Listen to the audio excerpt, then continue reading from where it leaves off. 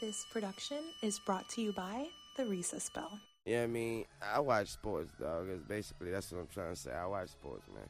That's what I'm into. Sports. Every sport. Hockey, golf, basketball, football, of course. Baseball. You know what I mean? I got a favorite team, a favorite player in every single sport. I'm not going to answer those questions.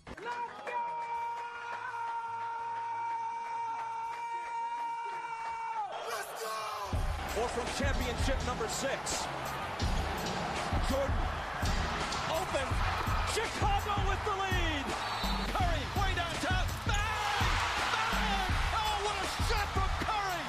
Jackson himself. Look at him turn back and forth. Oh! He broke his ankles. Now he's got an entourage. And he's got a touchdown. He is Houdini. What a play! 47-yard touchdown run by the magical quarterback, Lamar Jackson. From Thompson. The pitch on the drive. Deep left field. No doubt about it.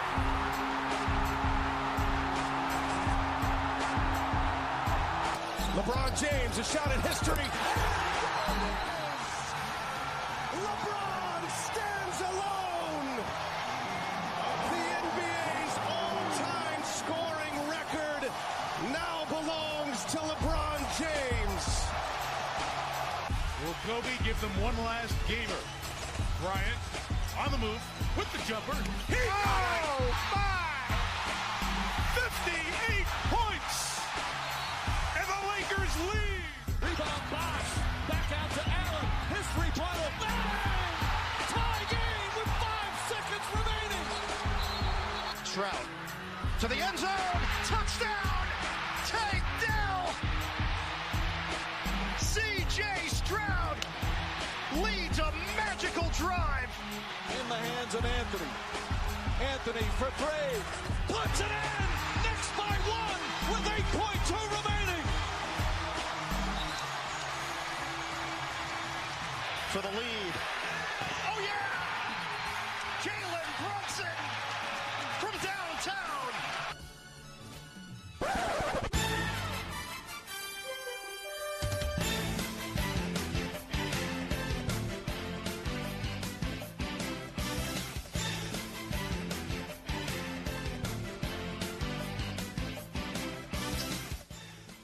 The boys is back. I don't know when the last time we did a stream was, but this is the TRB Sports Podcast. TRB Sports is a sports division of the Recess Bell. Kory, you already have an issue? Who are you? Who are you two? Who are you? Oh, now he gonna act like he don't know niggas. Yeah.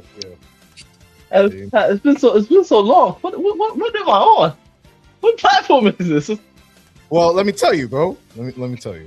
So, this is the TRB Sports section of the Recess Bell, the network for creatives. You know, your favorite playground, everyone's favorite playground. Radio, podcasts, journalistic work. We do it all on the Recess Bell. And yeah, TRB Sports because it's a busy time. Listen, we just had March Madness finish.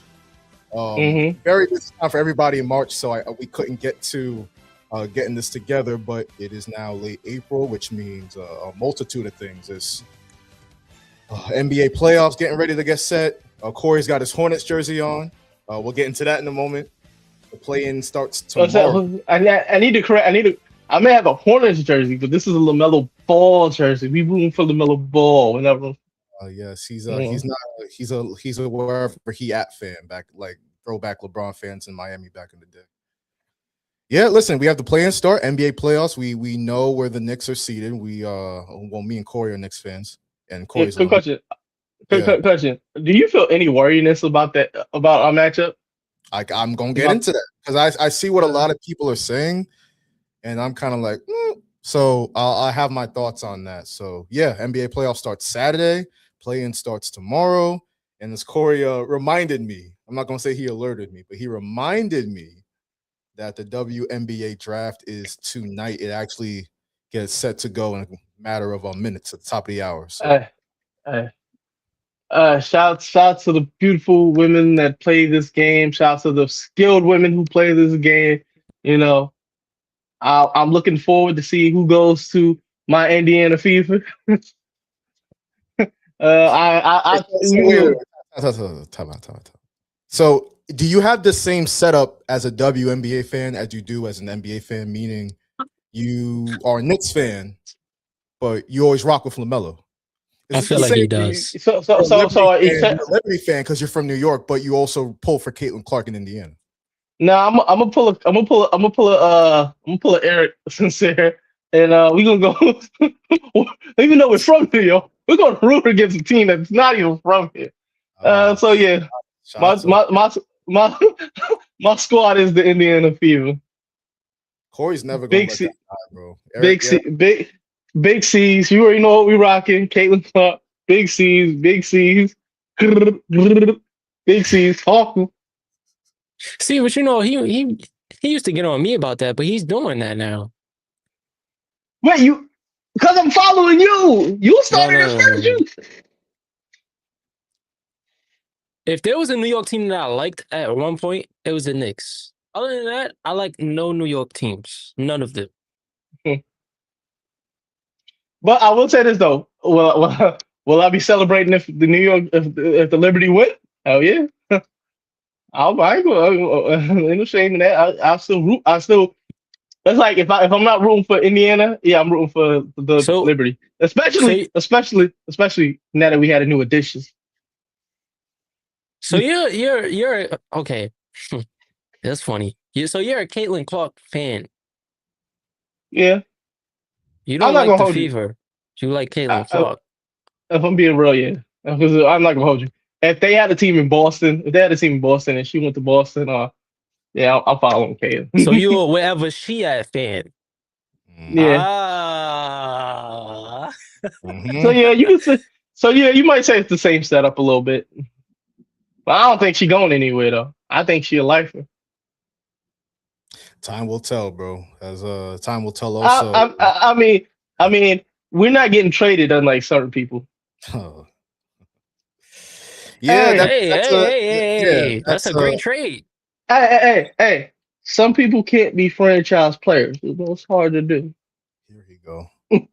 Listen, WNBA chaos is a major theme of tonight's show. Listen, the sun's still out, so I'm calling it this afternoon. Shout out Daylight Savings Time. This afternoon show.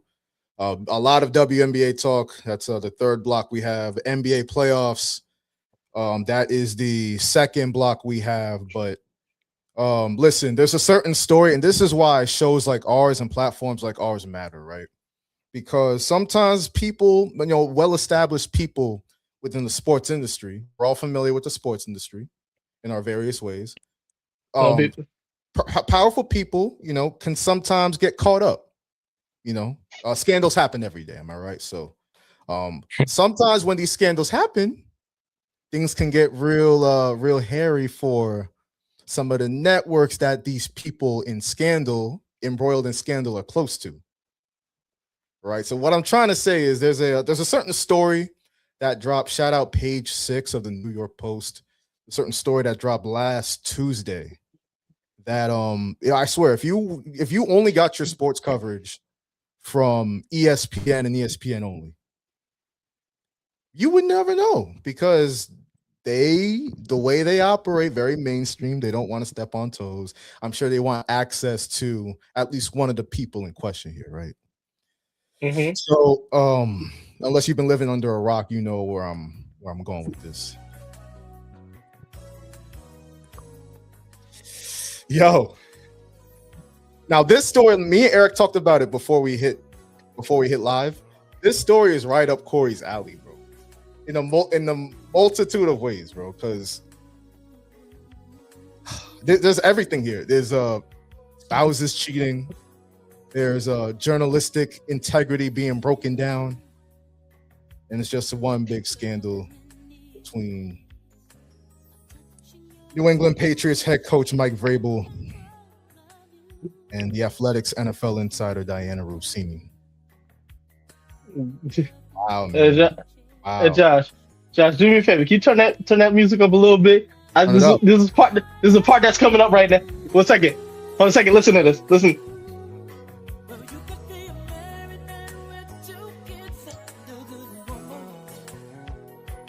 Oh, put that clock in. Look.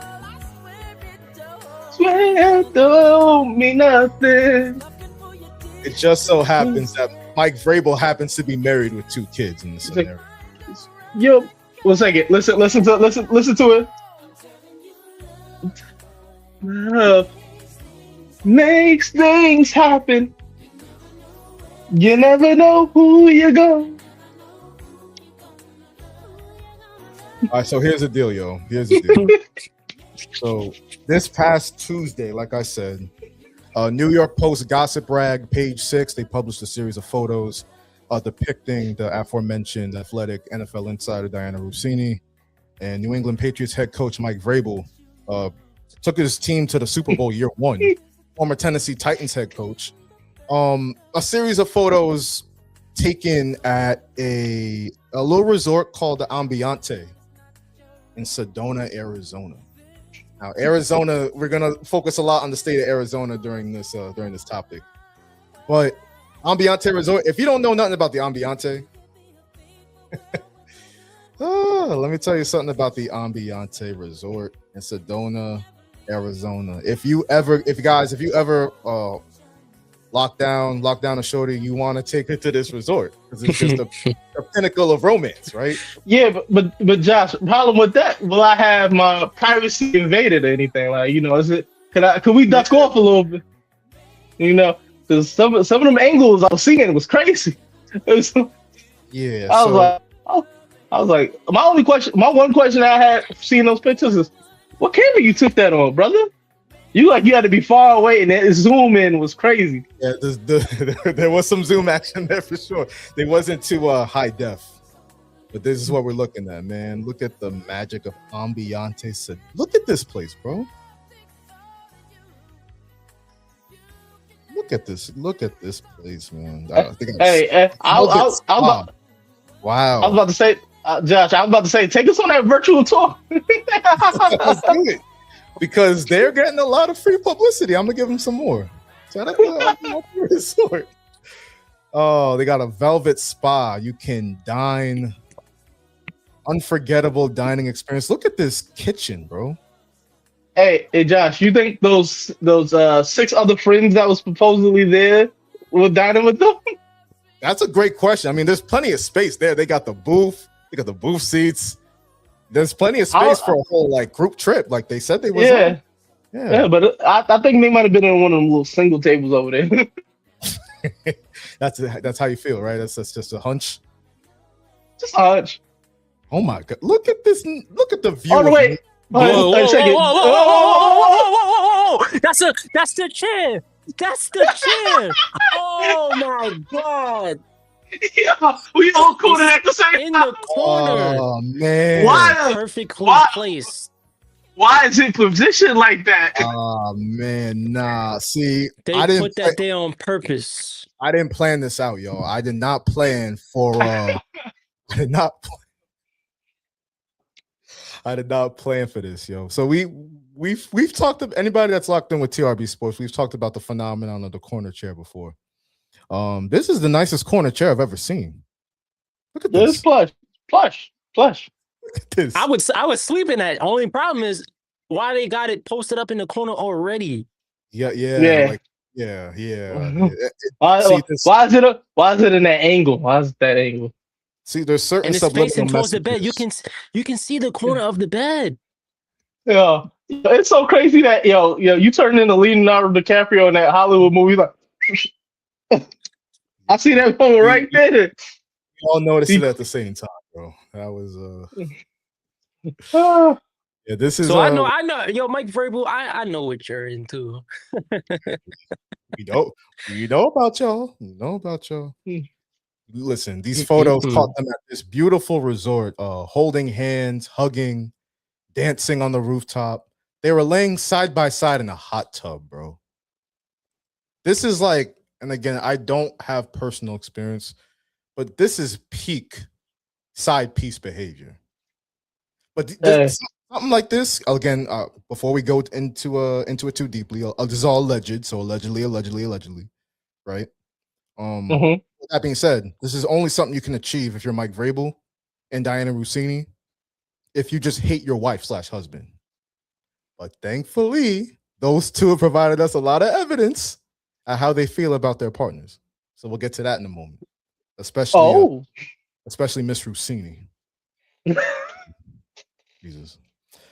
But yeah, yo, I'll pull the Ambiante corner chair down, and I'll pull up the photos that we're talking about in a second. But yeah, so listen, so here's what happened. The photos come out real swift. Both Mike Vrabel and Diana Russini put out statements saying, yeah, no, listen, the photos without context. I mean, you're not getting the full. You're gonna go into your own assumptions and your own opinions without the context. Listen, and then Diana Russini is gonna hop out there, jump out the gym with yeah, we were on a girls' trip, and I just so happened to link up with Mike Vrabel, my colleague there, and yeah, we decided to dance on the rooftop and lay in the hot tub together. See, Josh, my thing is that would make so much sense if the league meetings weren't in Arizona. And by the way, Sedona, Arizona. So let me pull this up. So the NFL league meetings, I'll do some quick research here just to, yeah, it's in Phoenix, right? You got to go out your way to get to Sedona. It's a 2-hour drive. Vrabel did that. And Diana did that clearly. So here's what I'm going to do. Let's pull up the photos first because these are insane. Very incriminating. Hey. Yeah, but they tried to play it off like they wouldn't be incriminating. That's the crazy part. Yeah, they was like, yo, we was just chilling. Yo, what the problem is? It was like, nigga, do you know we can see you? We caught you in 4K. Let's get this. Can you imagine being one of the husband's friends? Like, ooh, wouldn't let that shit happen to me though. Yo, I ain't go. Would it be fucked up if you told, like, if you were friends with Sonny, you said, I guess that's the Patriot way. The New England Patriots. We're gonna get to that. Look at. So this is a little low res. I'm gonna try to get a better one. Yeah. So this is a good one. Oh man. The one on the right we're looking at. Now I made this point on our radio show, the Recess Bell on Air, every week, every Wednesday from 6 to 8 p.m. 90.3 FM. We made this point last week, the day after these photos came out. You can say whatever you want. You can say whatever you want about, oh, we're just friends. We just caught, we're trying to be cordial. We were on a friends trip. I was on a girls trip. I just happened to be there. Mike Vrabel, obviously, league meetings. I don't think, and I don't know nothing, right? But I just don't think there's any way you can explain away the interlocking of the fingers. I just don't think there's any way you can do that.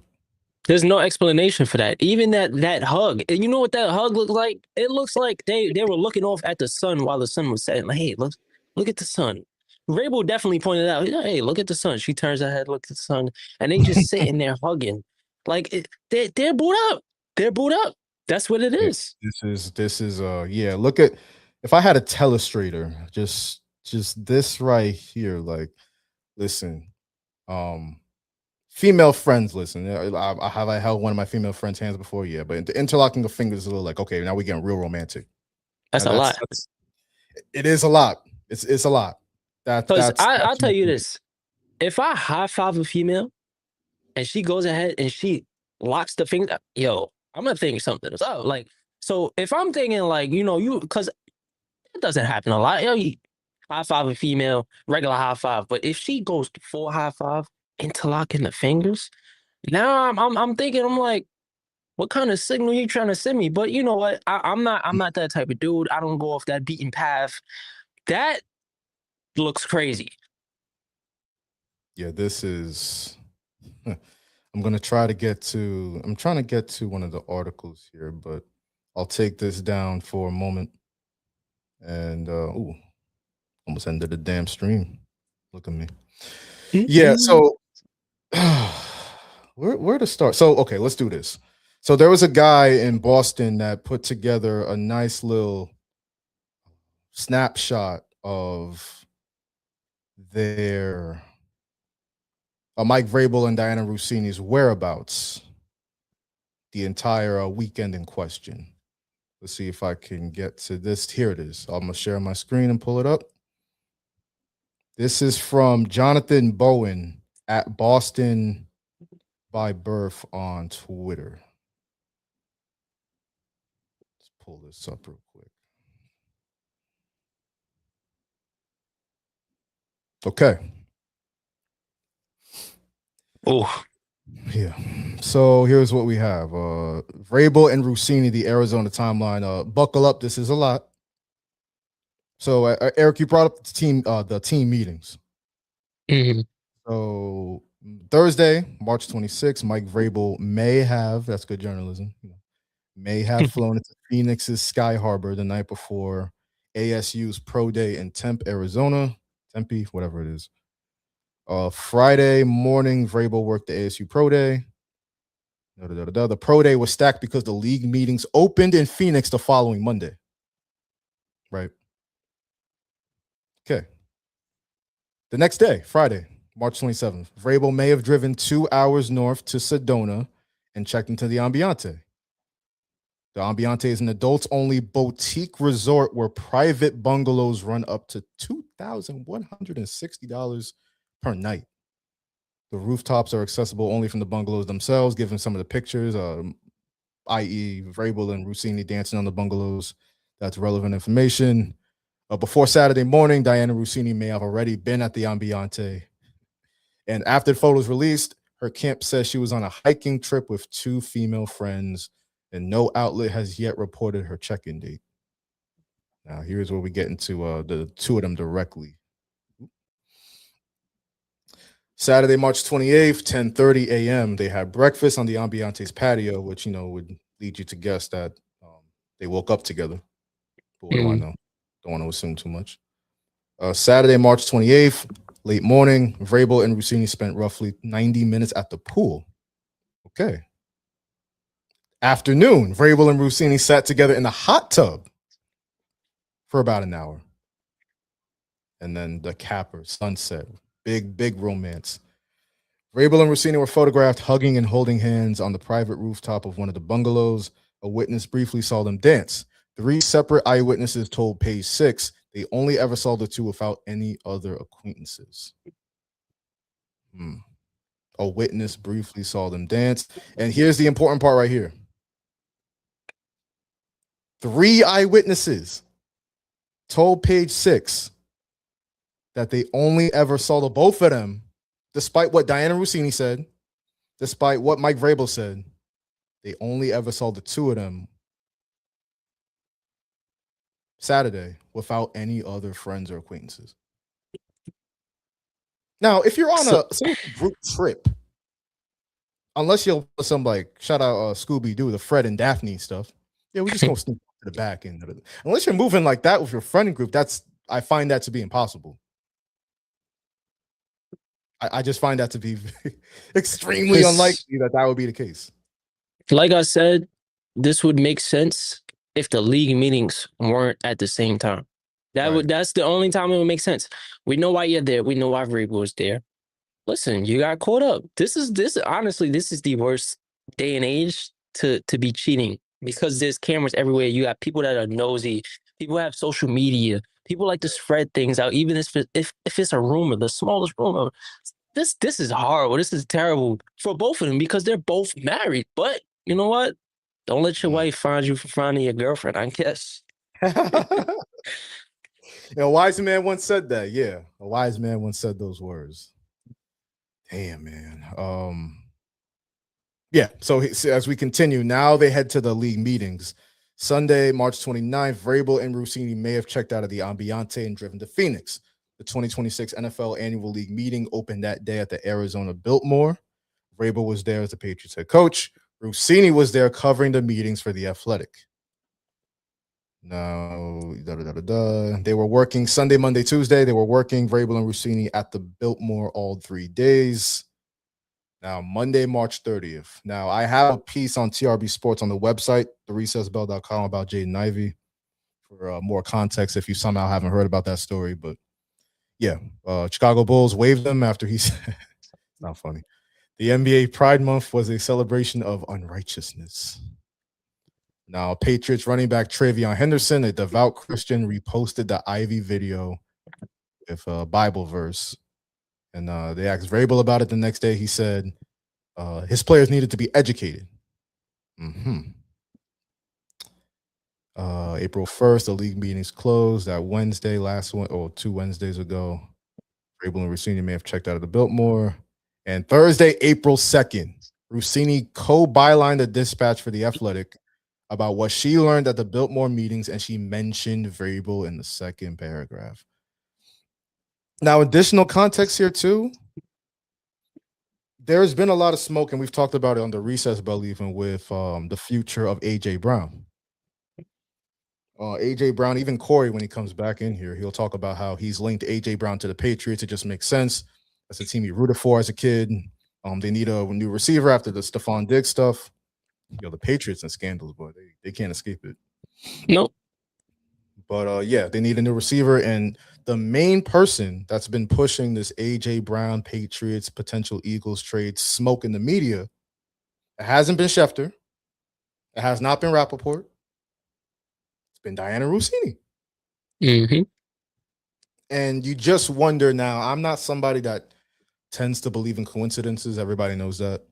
But even if you want to say, yeah, I mean, they're probably just hooking up or hanging out at romantic hotels for $2,000 a night, whatever. Oh, yeah, they could just be doing that. And, they never talk about work, right? An NFL insider and an NFL coach, oh, yeah, they're not talking about work and rumors and A.J. Brown and the Patriots and the Eagles. No, what? No, they're not. Like, let's be real for a second. Like, that's where this gets crazy, because it's crazy on two fronts. It's not only a crazy affair, it's a double affair. It's also in the name of journalism. It's wild. It's wild because what you're doing now, and I'm putting a ticker in the bottom, The Athletic has begun an official review of Diana Russini after they bought her story initially. I forget the guy's name, the executive's name, but after Diana Russini allegedly pulled that girls trip excuse out of her ass, they were like, yeah, okay. Lo and behold, they investigate. They think about the photos a little bit more. And they're like, damn, yeah, this does look kind of crazy. So they put Diana Russini on the shelf, and now they're doing an official investigation. So, as they should. I mean, because it's honestly, like you said, this is against what journalism is, because she was getting the inside information from Mike Vrabel. Like, they was cuddling up, they was booed up and everything, but at the same time, she was probably getting like, Mike Vrabel was probably like, yeah, I want that motherfucker A.J. Brown back so bad. Like, I want to coach him again. Like, I want him back on my team. I want to coach him. I want him back. He can bring us back to the promised land. That, like, they probably had so many conversations about that in between them being booed up, and Diana Russini, she's just taking all that in. That's all information for her. She's an insider. This is what she does for work. So it's a bad look on both parts, from the work standpoint and from the aspect of, you cheating on somebody that you're married to. So, and let's get into that part. Well, the part you said initially first. Like, that's just pillow talk. Like, we've all been there when you laying down, pillow talk. You talk about work. You talk about her friend. You talk about his friend. You talk about this, that, and the third. Like, that's just pillow talk. I'm sure Mike Vrabel's like, yo, this asshole Stephon Diggs is going to jail, and we had to cut him. We don't really have any receivers. Now, like you just said, I would love to coach A.J. Brown again. A.J. Brown's a Patriots fan. I coached A.J. Brown to great heights. We were the #1 seed one year and all this stuff. And he got traded under my feet. I couldn't do nothing. I would love to coach him again. Exactly what you just said. And Diana, again, I don't know how deep this alleged affair goes, but she's probably like, you know what? I'm one of the most powerful, notorious insiders in the NFL. I'm gonna just put all this smoke out about A.J. Brown and the Patriots, heavily linked. The Eagles, they want to trade him post June 1st to avoid the big cap hit and all this stuff. I'll get to more specifics in a moment, but Yeah, that and that right there, that's why Diana Russini might be in some trouble here, because like the Joy Taylor stuff we talked about last year, it was different because I mean she's not an insider, number one. She's a TV host, right? So she's not like digging for information. It's not as a competitive thing where the information you're getting really, really matters. She's a TV host. Like so that's one thing. But because of the impropriety she was doing and what she said about the executive, like, yo, if he doesn't give me what I want, I might just accuse him of SA and stuff like that. Her career has not recovered and it probably will not recover. No, I won't. So Diana Russini, and we'll get to some of the funny stuff about this and the humorous stuff about this in a moment. But yo, man, if this is found, if the Athletic confirms, like, yo, there was no girls trip, they was just there alone. There's multiple interviews. They have history going back to even when he was at Tennessee. Even I found, like, and you're mentioning Vrabel in so many of your stories. You're doing so much reporting on the Patriots this offseason. You're doing more Patriot stories than the actual Patriots insiders, the team insiders. Yo, her career might not recover because, number one, these reporters got to go into the locker rooms, right? And they got to go into these, they got to meet these front office people. Unfortunately for her, she's going to look like the woman that was smashing for sources, which is the worst stigma you can have as a female reporter in the game. That's why it's like, yo, y'all, they both messed up, but she really, really, she messed up. She really messed up. Yeah, she's gonna have a red flag over her name now. If she's let go from the Athletic and she's out here job searching, she's gonna have to do a lot of independent stuff, and that might not work out for Diana Russini because nobody's really looking for Diana Russini's. No, like same way nobody was really looking for Joy Taylor. Like, yeah, she's eye candy and all that good, great stuff. Like, I love Joy Taylor personally, but nobody's really looking out for Joy Taylor now. So it's just like it's gonna be the same thing. Nobody's looking out for Diana Russini. Nobody was really looking out for her even now before all of this. The big reporters are obviously Ian Rappaport, Adam Schefter. Yeah. So it's going to be tough for her. But also, you just said this has been a thing going back to Tennessee. They've had a solid working relationship since Tennessee.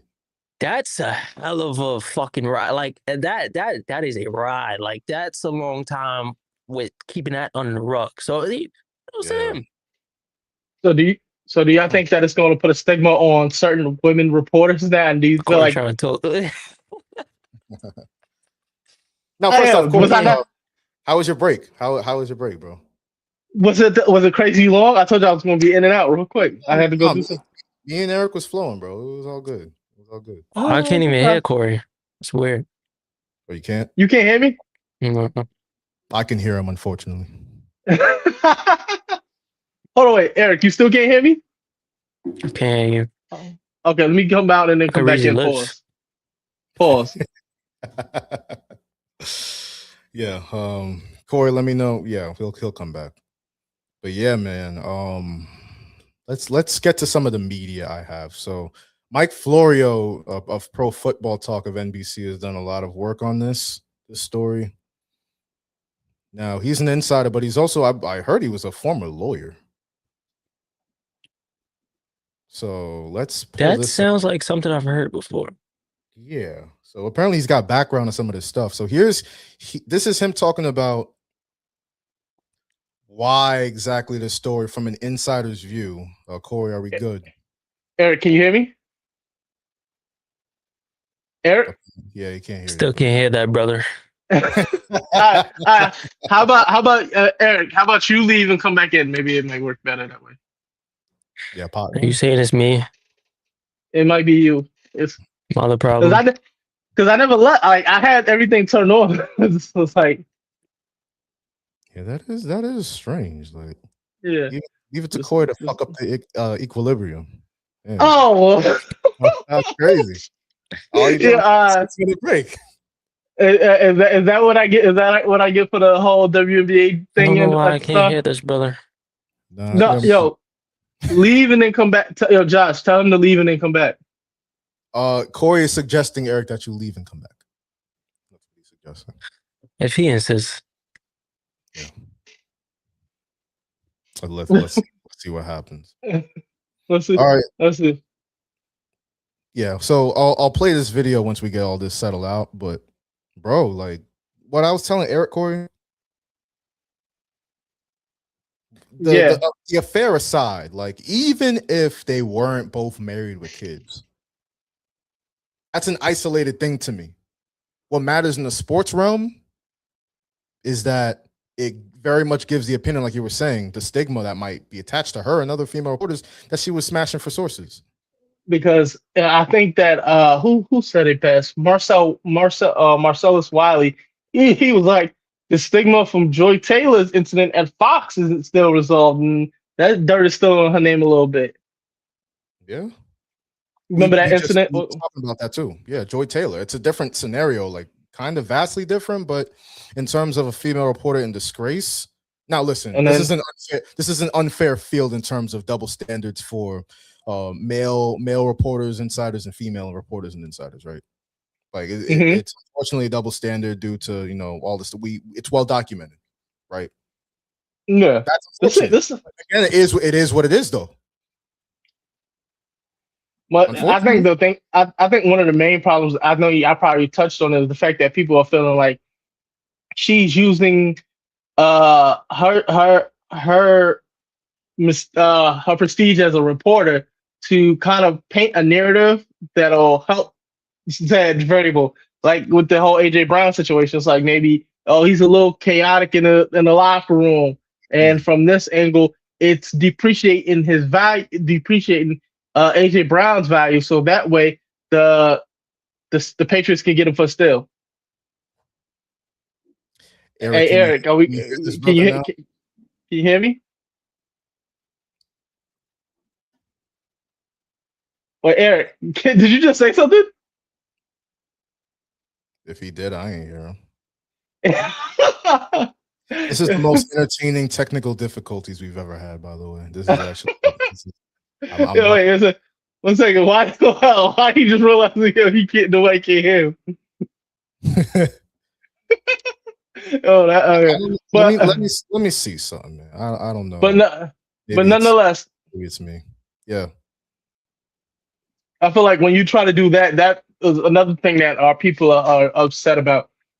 And with her being under investigation now, it's going to be real hard to come back from. And I think that people see the hypocrisy of how the media and how her peers have been protecting her.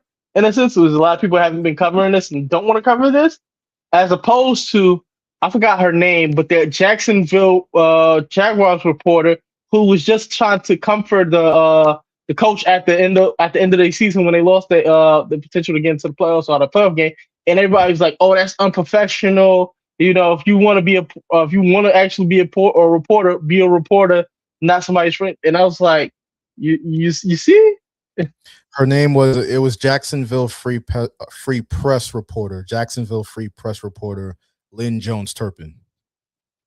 That was back when the Jacksonville Jaguars lost that playoff game to the Bills. Yeah. Everyone jumped on her.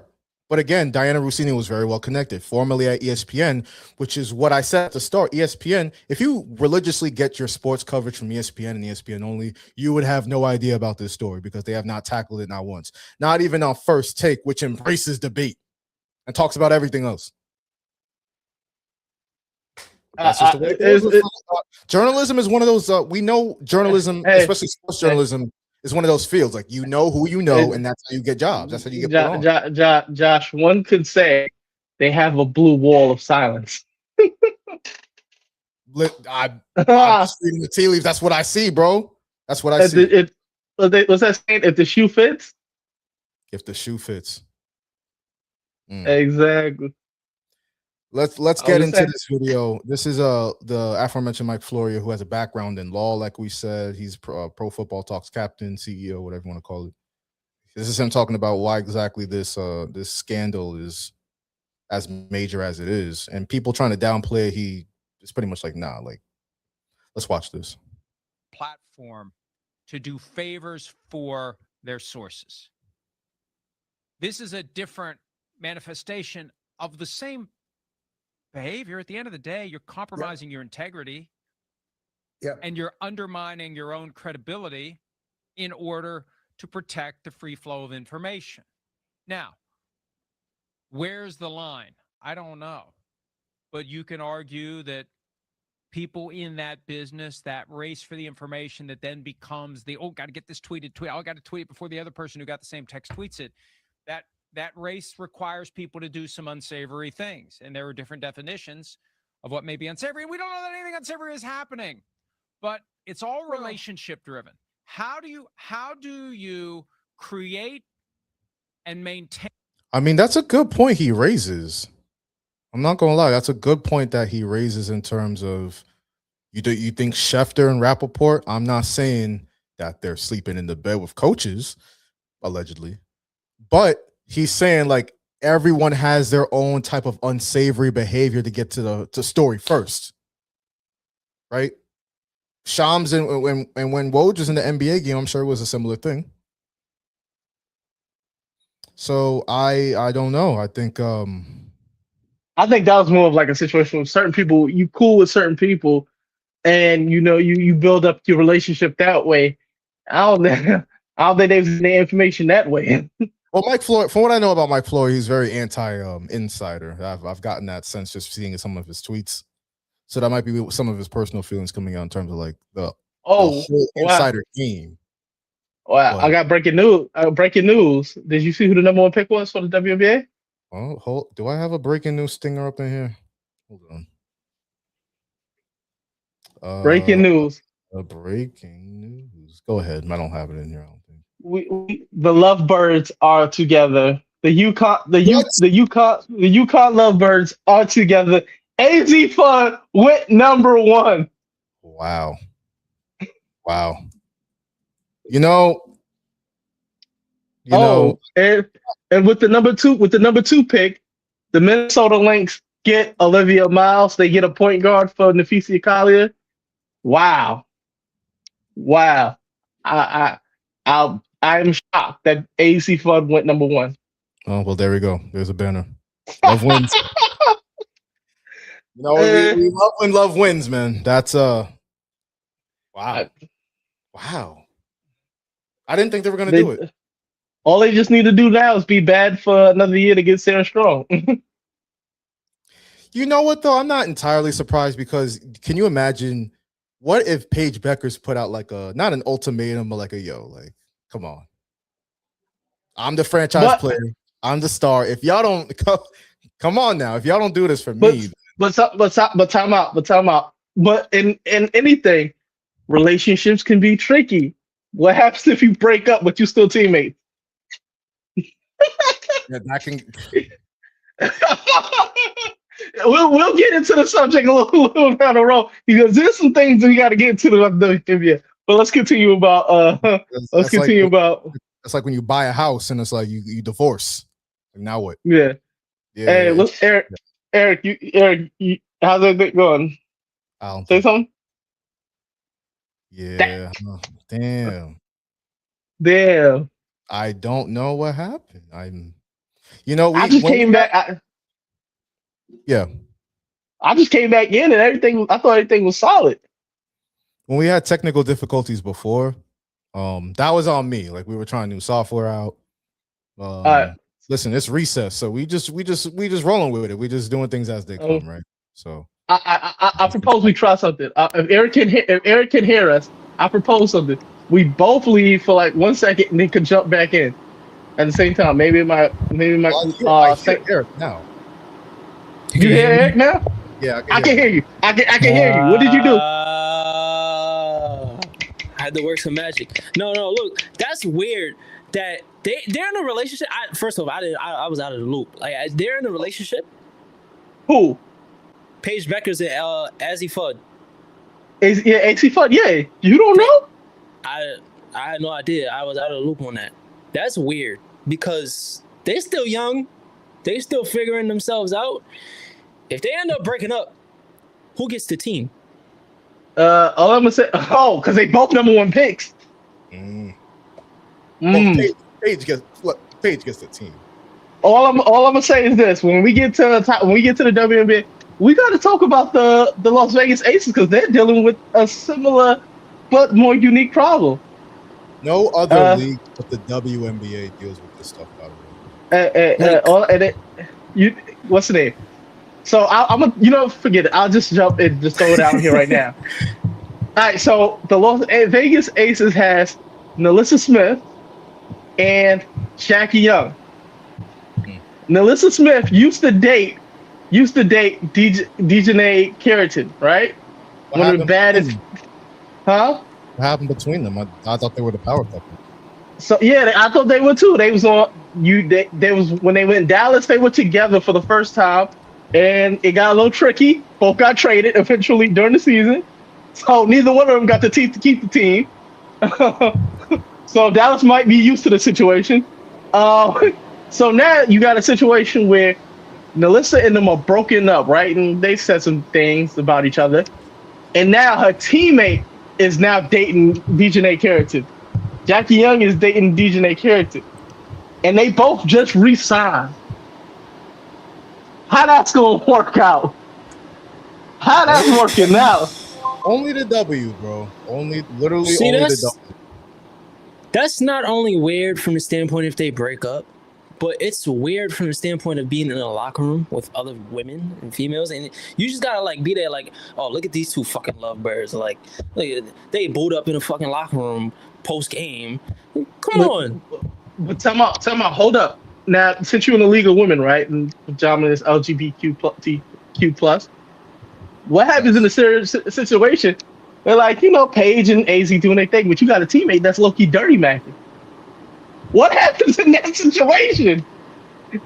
Only in the WNBA do you have these hypotheticals. Yeah. Could you imagine your teammate, y'all on a little trip or whatever, and yo, I seen Paige out with something, and it can get crazy. And then you have an off game and shit. Spouse. 1 second. Reason. What's the injury report gonna say? Spousal problems. Spousal problems in the injury report is nuts. Spousal problems in the injury report. See, I did not think in 2026 we would have to worry about this because a few years ago, you'd have to worry about a player getting pregnant and her not playing due to her pregnancy. Now, if you got relationship issues and you playing on the same team as your girl, might be out this game. Yeah, I pray. Pray with me, guys. I'm praying that Lauren Betts falls to the number 10. To the number 10. We'll keep an eye on it, bro. I got it on YouTube TV right here to my left. So. Yeah, if she falls to number 10, Indiana, you know what to do. You know what to do. But yeah, let's get back on track. Yeah, man. So I guess the last thing I want to get to with this Vrabel Russini stuff is addressing all the people that say, "Oh, how come Russini's catching all the heat here? Vrabel cheated. Vrabel was doing unsavory things to, get his agenda out into the media. Why isn't Vrabel facing any repercussions?" And I can't believe I have to explain this. I can't believe we have to explain this. I think people just they're just looking for a problem and they want to be contrarian, because how can you not see the clear difference in these situations? Yes, they're both assholes. They cheated on both their partners and everything. They both got kids and everything. But the only thing you can say about Vrabel is that maybe the locker room's not gonna, if he's gonna tell them yo, don't stay out past curfew. We got a game tomorrow.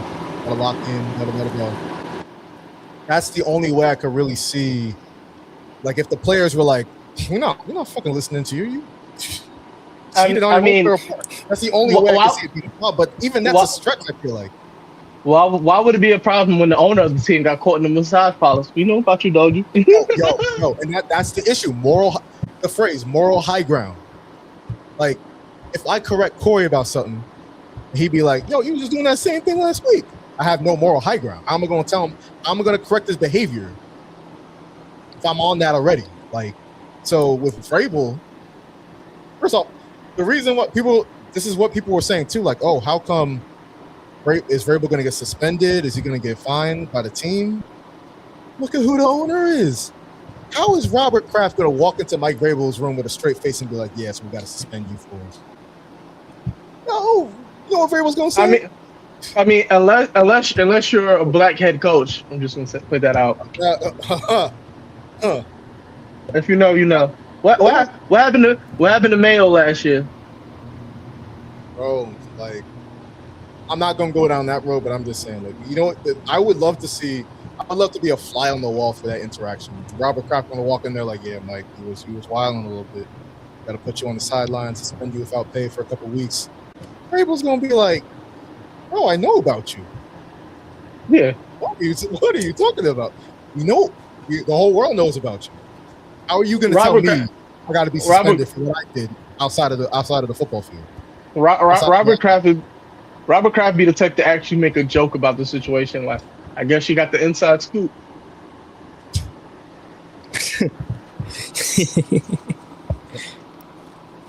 All right, let's get to what I kind of really wanted to get to. Because we've talked on the recess bell before about spouses that what's the theme with white men, married old white men? I hate my wife. You be minding your business at work, for example. Man, my wife. I'm like, bro, why you hate your wife so much? I think we all know. I think we all know by somebody personally. Mm-hmm. Yeah, yes, we do. Yes, we do. You know the great thing is, I don't even know who you're talking about, but I just have a feeling know who you're talking about. So I'm like, you know who he's talking about. Mm-hmm. Like I'm saying, I'm a mouth it. Tell me if I'm right. Yeah. People, America knows how to read lips. This guy Kory, yo. This guy Kory, yo. Go. Let's just get to what I wanted to get to, bro. Before Kory gets us in any more trouble. People don't be watching. People, you know, them higher ups don't be watching. They don't be watching us. We outlaws over here. Mm-hmm. Of course not. And this is independent media. Facts. The Recess Bell's independent media. Yeah, new media. We new media. All right, let's get to Diana Russini. I'm married to someone average. I don't post a lot about them. If I was married to someone beautiful, I'd overpost too. Let's. You know who? Let's stop there and rewind. I'm married to someone average. I don't post a lot about them. If I was married to someone beautiful, I'd overpost.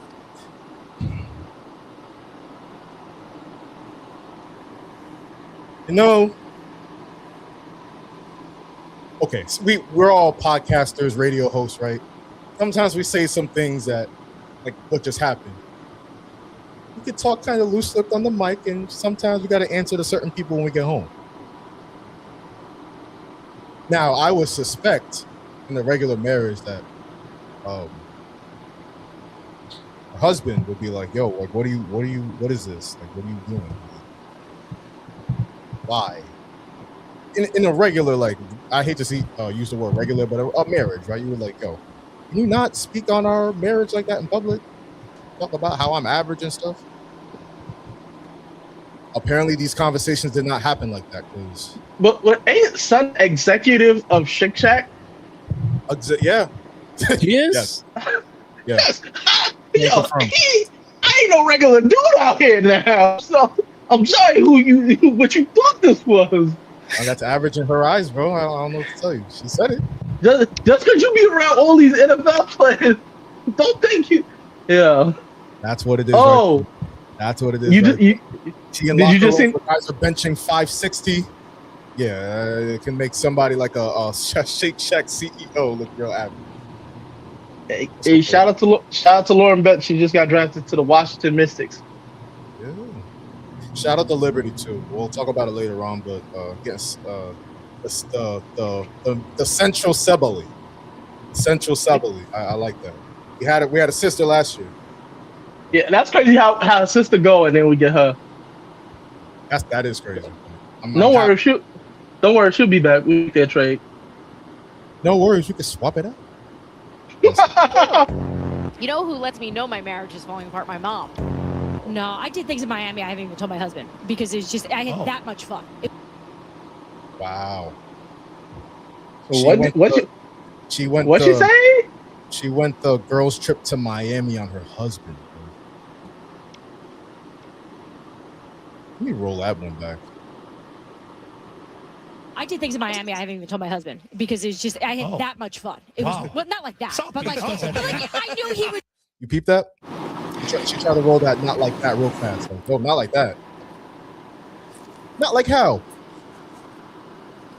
So I think 3 clips into this, right? 3 clips into this, I can just tell she hates her husband. She does not like him at all. You don't like who you married.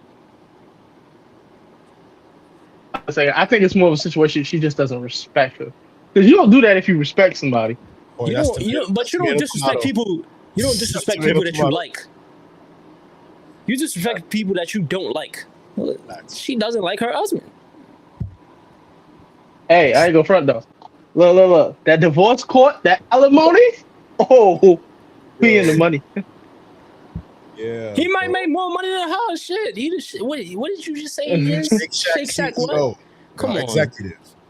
Executive. We making money. You know how many people eat burgers? Huh? You just had to go ahead and put a damn burger in my face. That's cool, Kory. You hungry? This is peak recess energy. This is peak recess energy right here. Kory went to the lunchroom early. He's back outside. No way. Let's keep going with this. Let's see what else. He would judge the kind of partying I was doing. I don't know what got into me. I just remember being down there acting like it was my last day on earth. Just for 12. Yo, hold up. If your girl come back from Miami, and she starts talking like, "Oh, I was acting like it was my last day on earth," you have to walk out of the room. Last day on earth. It's over. You have to walk out immediately before you do. I don't want to hear no more. I don't even want to be with you. Last day on earth. What you doing on your last day on earth? If you know it's your last day on earth, what you doing? She's not gonna be with you. You gonna turn into Prime Will Chamberlain. You gonna turn into Magic Johnson. Yo, Eric, she's gonna turn into Franklin from Snowfall. Bodies. Whole bunch of bodies. She said that with her whole chest too. She said I was moving like it was my last day on earth.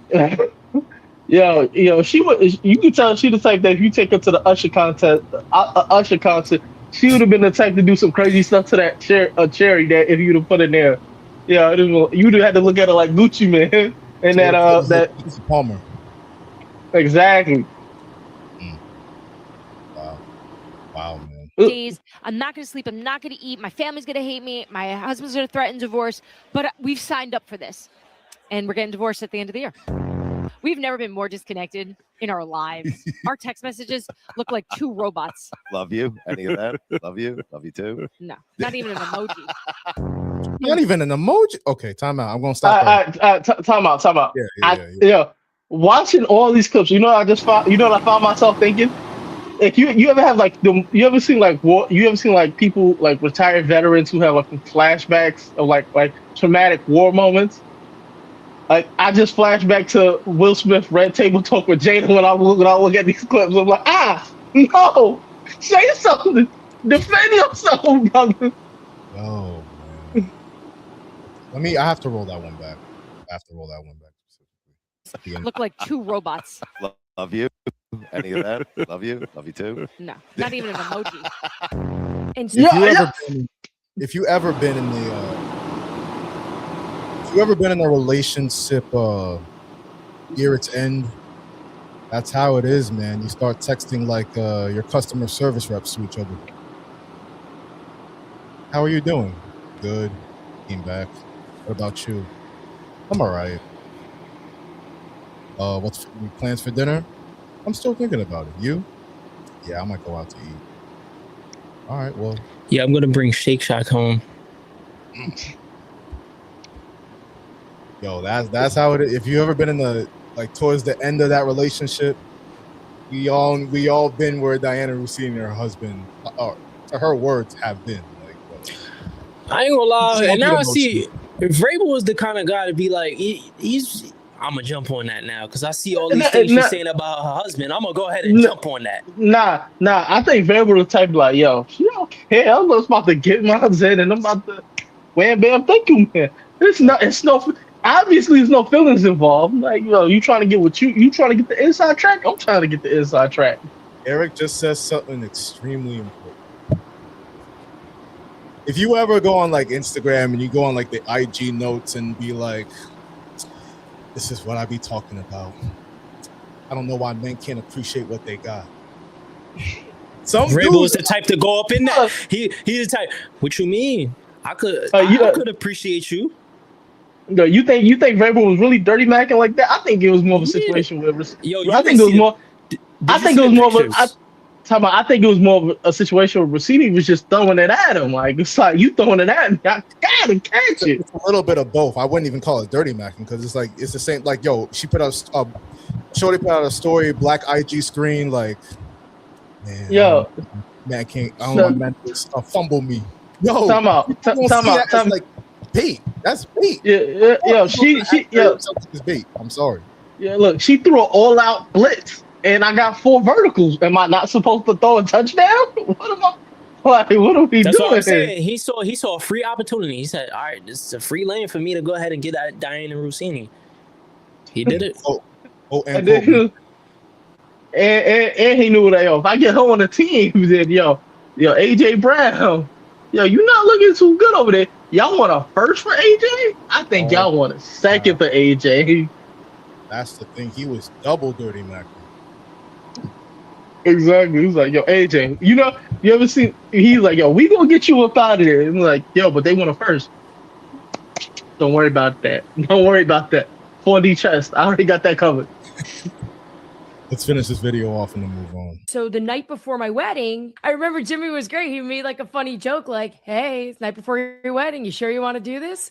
And I'm thinking of all the people in my life that I'm going to talk to the night before my wedding, the one guy my dad wanted me to, or my mom wanted me to marry was Jimmy Garoppolo.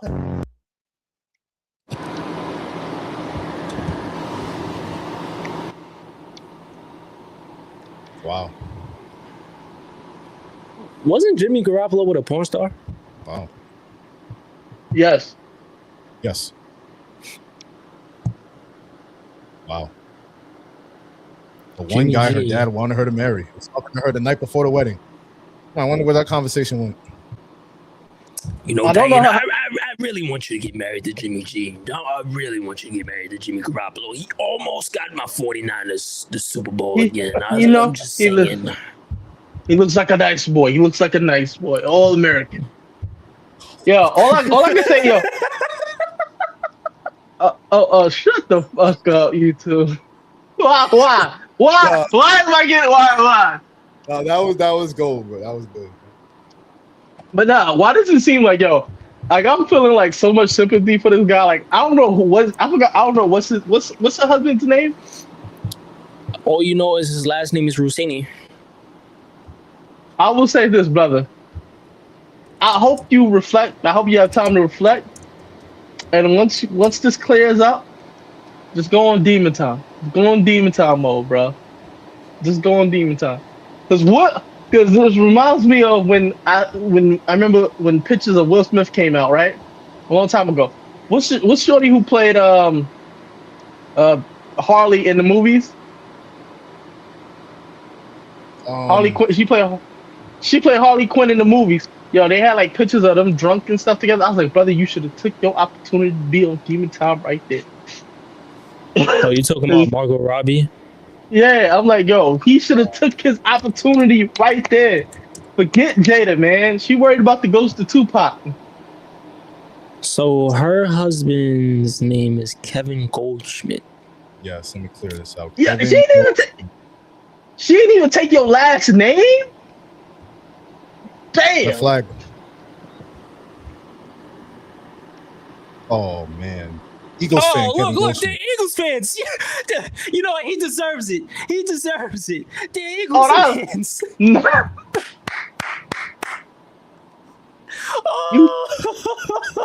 You are cold blooded. You are cold blooded, man. He said Eagles fan good. Oh, that Cowboys Eagles beef run deep. That's crazy. That's so crazy.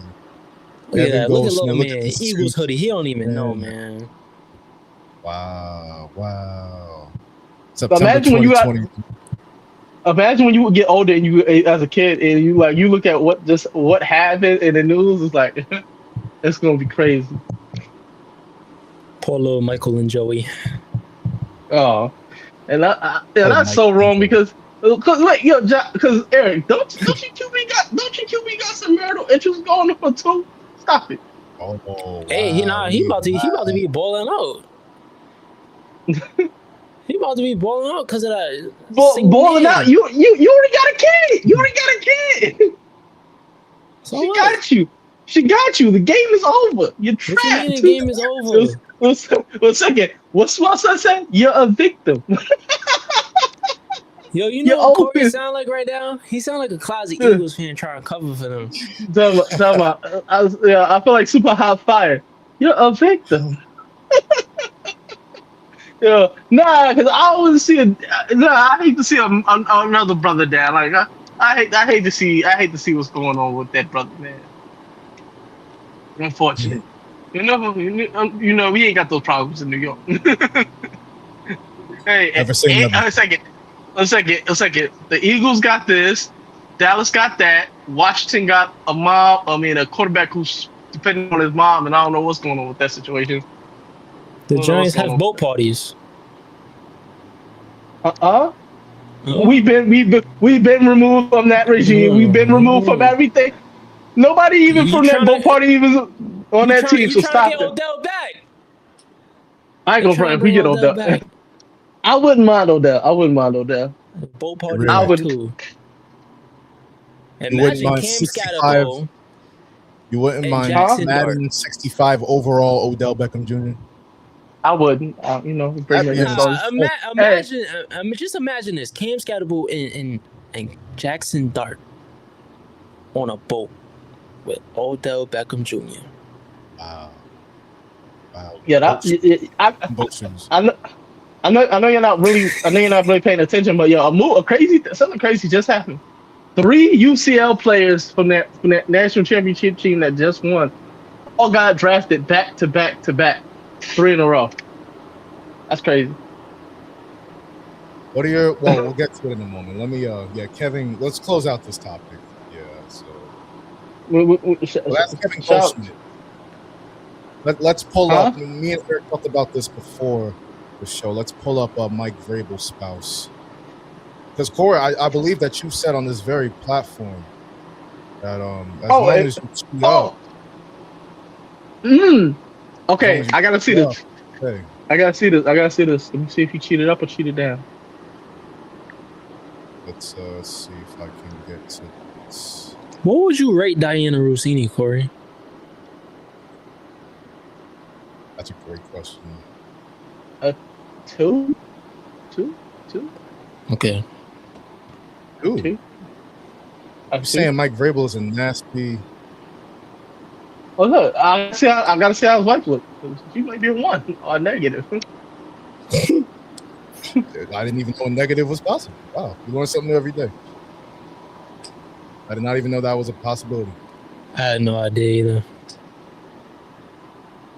All right, here we go. Be the judge. Let me see if I can zoom in more. I need more context. I'm gonna go. He cheated down. Wow. I think he cheated down. Lawns have more fun, huh? I think he cheated down. This is a no-go. Well, I would say this is a very unflattering picture of Diana Russini. Take Mrs. Vrabel, take him for everything you got. This is a very unflattering photo of her, just full frontal forehead. She should She should feel offended. She should feel offended. All right, Mike is sleeping in the guest house right now. there you have it. That is one hell of a story that will continue to evolve over time. Sure. All right, man. Let's get to basketball. To the playoffs. Well, the playoffs is about to start. Regular season is over. Last day was yesterday. Some of the highlights we're looking at. So the seeding that was up for grabs heading into the final day in the East. Mm-hmm. The first 4 seeds were official. It was going to be Pistons first seed, Celtics second seed, Knicks third seed, and the Cavs fourth seed. Hawks had already clinched the playoff spot. I think the Raptors did too, but there was still a lot to be decided. Hawks, Raptors, and Magic has similar records, so it was still a lot that had to be played out in the East as the games tipped off about 6 o'clock yesterday. Knicks lost, didn't have any bearing. Hornets clinched the 9 seed, so they'll host a play-in game versus Miami. We'll get to that in a moment. Miami faced off against Atlanta. Well, Atlanta's G League team because Atlanta rested everybody. So the Heat won, and the Raptors smacked the Nets at home. So all that was left, if the Knicks, all that was left, the expected outcome was living in Brooklyn, first floor, was the Magic and Celtics matchup. Celtics rested everybody. They had G League players playing. The Magic were expected to win that game. If the Magic would have won that game, the Knicks would have faced the Raptors, who they've won 12 straight games overall against. It's complete domination. Instead, the Magic go out there, blow a lead to. Let me get this. Let me get the guys on this roster right. Ayler Shireman, Luka Garza, Ron Harper Jr. Shout out Ron Harper. Jordan Walsh played. These are the people that the Magic needed to win to host that first playing game against Philadelphia. They lost to the main Celtics. In fact, they were so bad, they thought they were just going to roll to the victory. They only played Desmond Bane 6 minutes. And then when they saw the Celtics were taking out that belt, the G League Celtics were taking out that belt, Jamal Mosley, head coach of the Magic, was like, yeah, Desmond,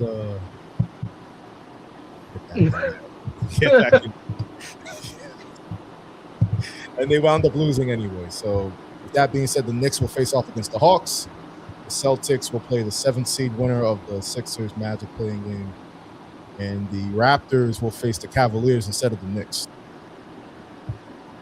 The West was a little more settled, but we have Lakers Rockets first round, KD versus Braun. We'll see if Luka comes back. Apparently, from the reporting, there's a chance. He came back from Spain today, so they're going to see how he progresses in his hamstring recovery. Austin Reeves is confirmed out for the first round in totality. So Lakers Rockets, 4-5 matchup in the West. Nuggets and Timberwolves once again. So that's going to be very. Nuggets are the 3rd seed, Wolves are the 6th seed. And then 1st seed, Thunder, 2nd seed, Spurs. I think this is going to be an insane playoffs, but before we get there, we got to get to the play-in. Right? Starts tomorrow. Starts tonight. Night? Huh? Oh, actually, no. My bad. I was about to say. Yeah, I believe the first game is, Hornets Heat. That's the first game, right? Yeah, I believe so. Now, we got into this a little bit before we went live. Now, Kory, are you worried about the prospect of LaMelo Ball and the Hornets facing Heat culture? I am. I absolutely am. Heat are one of those teams that just continually give belt to the Hornets, and it's just, one, they don't have nothing for Bam, and then 2, one of these guards usually comes out and just start flaming them out of nowhere. It's like they have their best game of their life. I'm like, you was not doing this. You was not shooting like that before. I know you. I've seen you today. You not like that. And all of a sudden you shooting the leather off the ball. Like crazy work. And then I'm gonna need, in order for the Hornets to win this, you need Khan and B Miller to step up. You don't even really need Miller to have a good game because obviously when he has these great games of 25 and 30 points, if the other guys don't chip in, it really doesn't mean anything. I think he's more impactful when he's trying to distribute the ball. So I need, even if he has 15, only thing that matters is the win. I think Miller's the one that has to have a big game, personally. I mean, I don't know. I think the Hornets are the better team. They play better. Miami Heat. I mean, listen, the Miami Heat are the play-in team. They're every single year. So, I mean, I guess that gives them more experience. I mean, they have more playoff experience overall. I do expect the Hornets to win, but I share your concerns if you're rooting for the Hornets and this fun young team with LaMelo Ball, Brandon Miller, who you mentioned, Con Knipple. Hold that thought on him for a second, but I mean, if you want to see them advance, I mean, Miami, Eric Spoelstra, Bam Adebayo, they've been here, done that. It's going to be a great game. I expect that to be a real close game to the finish. Yeah, Con Knipple. Huh? Oh, go ahead, bro. Did you see that Heat, Atlanta, and Bulls fans was a little mad. They broke up their little playing little thing they had going on. Yeah. The yearly quartet that they had going. Yeah, it says you don't even belong here. This is supposed to be all red. It's supposed. Why y'all allow a little blue in here? Why y'all allow? It was like Crippin' Blood for a second. So it was the Hawks, the Heat, the Bulls, and Sixers being there a lot too. I'm not gonna lie. Sixers. Also, I'm a little bit scared that what's the name may have cursed us. Barkley, Charles. You know, that's his team of destiny. That's what you call him. He was saying that. I was watching Inside the NBA yesterday. He was saying that. I was like, don't put that evil on me, Ricky Bobby. Damn. Ricky Bobby? Call him Ricky Bobby. Oh. That's the first time I've heard. Hey, you gotta watch the movie, get that reference. Nah. But no, I just think that this is gonna be one of those games. And now I think the crowd is going to be into it, but I'm not going to. I just want to see. Even though I think they're going to probably lose in the first round if they made it against Detroit, I want to see Detroit versus Charlotte first round because yo, can y'all not lie? Each matchup you've seen with them, they've had intensity, and you know something crazy going to go down. Like you seen the fight that originally happened. You had the shit with Melo shot it in front of Isaiah, and he just was like, he was just cursing up a storm. Yeah, no, I really want to see that. You know why? The best thing about that matchup to me, obviously, it's two talented teams. It's two teams that really don't know no better, especially Charlotte. Charlotte's not going to have any fear of the Pistons in that series. Who gonna get suspended? Who gonna get suspended first? Miles Bridges or Isaiah Stewart? Because you know something gonna happen. You always bet on Stewart. You gotta. Yeah. I remember watching the game like a couple days ago against each other. You had something happen with Brendan Miller and Duncan Robinson where they got into it. The camera zoomed right in on Isaiah Stewart. He's just like, I'm like, that's so crazy. That's crazy. Come on now. He had to hold his composure for that.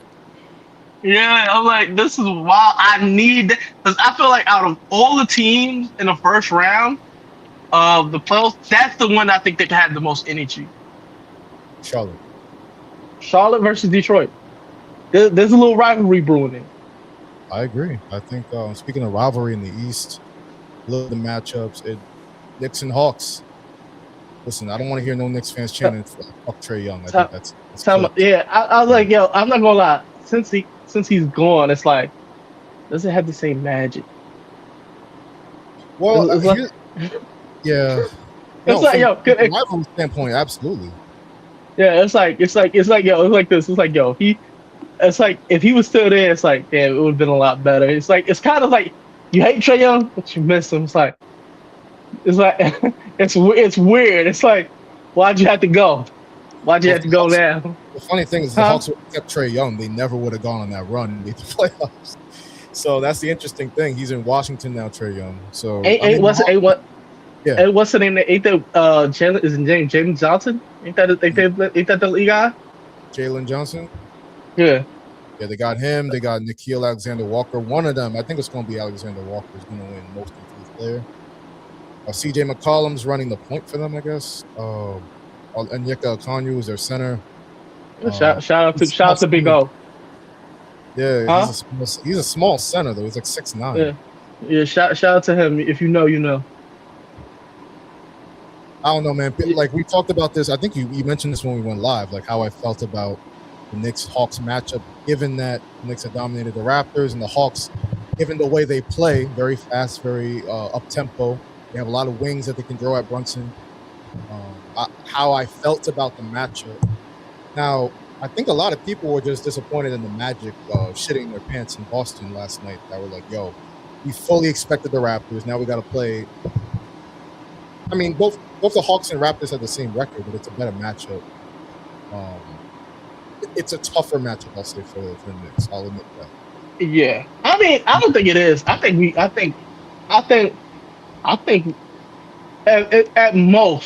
the most, we'll give them 5. We go 5 games. I'll tell you, if it was the Raptors, I would have picked the Knicks to sweep the Raptors. If we got the Hawks, I expect this to be a 5-game series. For what I've seen with them lately, I expect it to be a 5-game. If it go anything past 5, I'm looking a little shaky. I'm like, what's going on in there? Exactly, that would be reason for concern. But I just find that the way Cat has been playing on both ends, the way Jalen and Cat have got that chemistry going now, that's a very strong thing that the Hawks really don't have an answer for. Listen, if you want to throw Dyson Daniels on Jalen Brunson, I mean, yeah, he's had success in the past, but look really deeper into it. Jalen's kind of fried him, so okay.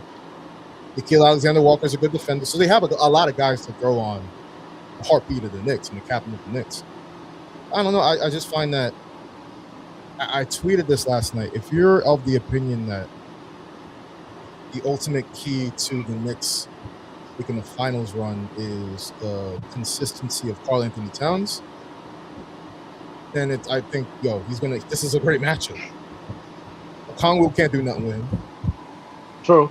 And if you're going to bring Mitch into the game and have Cat and Mitch at the same time sometimes, Jalen Johnson for damn sure cannot handle Karl Anthony Towns. So I expect it to be a 5-game series. Like you said, Kory, if it goes longer than 5 games, I'll be concerned. Certain stuff ain't looking too good in the light, basically. And it's a big series for people and there's a lot of people out there that don't trust the Knicks. Like, when it comes to the Pistons and the Celtics, we trust them a lot more than the Knicks. This is a big series. If you play around with the Hawks and it goes 6 games, God forbid 7 games, everyone's gonna look at you funny. And then you got Stephen A. going like, Josh Hart, you see, you wasn't serious enough, Josh. He gonna get on Josh Hart. Oh, I don't even got the energy for Stephen A. today. But realistically, how the East should shape up, it would be Eastern Conference, Celtics, Boston. I mean Celtics, Knicks. I think that second round, if we go chalk second round, which I expect, Pistons, Cavs, and Celtics, Knicks are 2 insane second round series in the East. Those are 4 contenders going. You think the lights ain't bright for Cleveland? No, do you think the Cavs? I don't. With that being said, I don't believe in them. I think out of those 4 powerhouses in the East, I believe in the Cavs last, 4th. But what if James Harden pulls up that 2018 Magic? Well, he just need one guy to just be a little. The Cavaliers been talking like, yo, we can beat Detroit. They were saying some stuff from JB Bickerstaff. The Pistons coach was like, oh, they can say what they want to say. I mean, we're gonna find out at the end of the day. The Cavaliers think they can beat the Pistons. They don't respect the Pistons. Wasn't JB Bickerstaff the Cavs coach not too long ago? Yeah, exactly. Yo, that's what I'm saying. Like the storylines in the East are crazy. If you get a Celtics match, like Jaylen Brown has been talking crazy about the Knicks all season. Like, yo, gotta get my popcorn ready. Yo, and Jason Tatum obviously coming back. He didn't play that well in the last Celtics Knicks game, but I mean, I expect him. That was really his first game against the Knicks where he faced that real like playoff type intensity coming back from the Achilles. So I do expect him to be better in a series versus the Knicks. I still think the Knicks would. Okay, I don't know if they'd be the betting favorite in the matchup versus Boston because Boston has home court. I would think that they will win that series though, because the Celtics. I'm gonna say this with multiple caveats and asterisks, right? The Celtics on paper are a weaker team than last year. Because you don't have Drew Holiday, you don't have Porzingis, you don't have Al Horford, you don't have Luke Cornett. Oh, Kory, unmute yourself. I'm saying there's something about that little leprechaun, man. You know, when you think they out of it, they shouldn't be sniffing and shit. So they bounce back and they have like Jaylen Brown playing at MVP level, and you have Jason Tatum, who you thought was going to be out, just said, you know what, Achilles. No, I'm gonna come back from this. That's what I'm talking about, though. Like the Magic Celtics game last night didn't piss me off because I wanted the Knicks to play the Raptors, all that. It pissed me off because you have guys like Baylor Shireman, who's going to be in the playoff rotation for Boston. He had a great game versus the Knicks last week, and now he's flying Orlando. But we got breaking news from the draft. Yeah. Raven Johnson is going to the Indiana Fever. Oh. From getting waved off from Caitlin Clark and saying that she almost wanted to quit basketball. Now you Caitlin Clark's little homie? Wow. That's crazy. We were talking about that before. Yo, I told you this could happen. Wow. The WNBA, we're going to get to it. We're going to close the show with that. But I don't know. If you look at the playoff landscape, like Eric's Suns are going to play in. We're going to play the Trailblazers. And can I just say the two most exciting matchups I can think of, like in the West, this just would be being honest, is Spurs versus any variation of the Nuggets or the OKC Thunder. Like those are going to be some of the best basketball played. Like I'm telling you. Like think about what the Spurs got to go through. Well, the first round is a layup for them, but like you said, they got to go through Jokic and SGA. But the thing about that is it's the same reason why I wanted to watch the Charlotte game, right? Hate. Yo, those three teams hate each other. Any variation of those three hate each other. Anytime Jokic see Victor with me, I'll be like, I'm giving you 40, little nigga. You know I'm giving you 40, right? Well, that's a fact. That's a fact. I think the animosity is what makes that series, and they're both young teams, so the rivalry is going to be years. Like whenever Victor Wembanyama says, you know, I think I deserve MVP, I'm showing that why I'm MVP. SGA and ABI said SGA, he just like, all right, all right. If you think that, yeah, he just be laughing. He just be laughing it off. Yeah, that's going to be interesting. I think this playoffs has the potential to really be one of the craziest we've seen. I think people say that every year. Just look at the potential second round matchups. You have OKC going up against Luka, LeBron, Austin Reeves, and the Lakers. Josh, question. I could be wrong, right? But isn't the one of the first round matchups the unction, the unks battling out? Yeah, the unction. KD and Bron. It's like, yeah, we still doing this, man. Like, hey, you got the icy hot? You got the icy hot, man? My elbow, I got aches and pains. It's like, you know what's some compression commercials that Brett Favre used to be in? Tommy Copper. Yeah. Like Bronny coming in. It's like, hey man, I mean when you little kid running around. Shout out It's gonna be Copper. Yo, Braun. got on that Copperfit sponsorship. Yeah, if Luka and Reeves don't come back, Braun's just gonna be like, "Hey man, me and you just gonna guard each other. We just gonna stay out the way, let these young folks do their thing." I'm too tired of this. Bronny becomes a playoff rotation player. Yo, could you imagine if Bronny went off in the playoffs and had like a LeBron type series? If you look at his shooting splits, he didn't have a bad year. He shot 41 from the field, 39% from three. 39% from three, solid. But they be having them funny moments with like him. Like I remember I seen like one clip where it's like, yo, he's like, he did a bounce pass and it got stolen. Braun looked at him with so much support. He said, "Up top." Like, can you imagine that? It was like, yo, dad has ever scolded his son on the same team in the NBA game. Can you imagine that? Like you threw a crucial steal and yo, I'm not praying for this moment, but if it was to happen, what if Bronny had like a JR moment, a Charles Smith moment, and Braun looked at him, "What are you doing?" Yo, you can't really slap if slapping his son is a Braun style. You can't really do that on the court. Yo, oh well. You never know how parents discipline their kids, bro. I wonder that now. I was like, what do you? I wonder what Braun's parenting style is. That's actually so funny. I'm tuning into the Lakers playoff run just for that now. Just for that. I hope Bronny is a playoff rotation for sure. Yeah, let's play for Bronny. Yeah.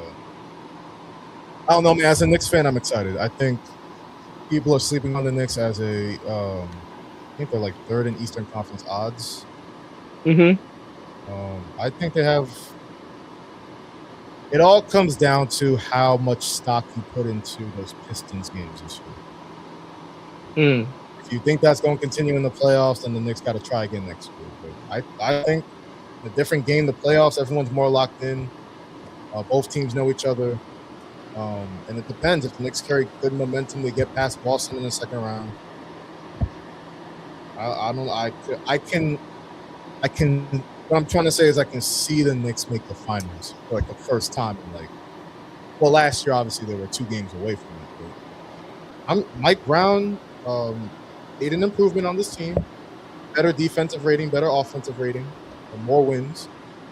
I don't know, man. I think I'm cautiously optimistic. But even I will not be spending, I don't think, $450 to attend a game 1 or game 2 of this at the Garden. I don't think I can reasonably rationalize that for myself. Do that. Otherwise, I'll eat peanut butter jelly sandwiches all week. I'll mute yourself, bro. Kory got himself muted. I know, because I'll be wanting to let y'all talk. I don't want to be interrupt that much. But no, I just can't. I'm just all excited about playoff basketball. Yeah. And just see how this season progresses. I don't know. I want to say I feel like we're gonna have a new NBA champion. I feel like we might have a new NBA champion. I've been on this train all year long. I don't think OKC's repeating. Nuggets almost got them out of here 7 games last year. Mm-hmm. And they didn't really play well in the finals. They went 7 games with the Pacers. But don't worry. The Knicks 3+ year reign is gonna happen next year once we get once we get our guy. The freak. Are you thinking about a Brunson, Giannis, Cat trio? How's that looking? Because I will say before you answer, this entire playoff run for the Knicks depends on the wings. OG, McHale, y'all better deliver, or y'all head out to Milwaukee in the summer. Yeah. They gotta deliver. It's them two. We'll say, Mikhail, you have a bad series. Get ready to learn Oshkosh. Do y'all know where Oshkosh, Wisconsin is? Oshkosh, Wisconsin. Yeah. Get ready to learn keys and all that. Get ready to get. I'm gonna sing you where Tyrese Halliburton was born. Damn.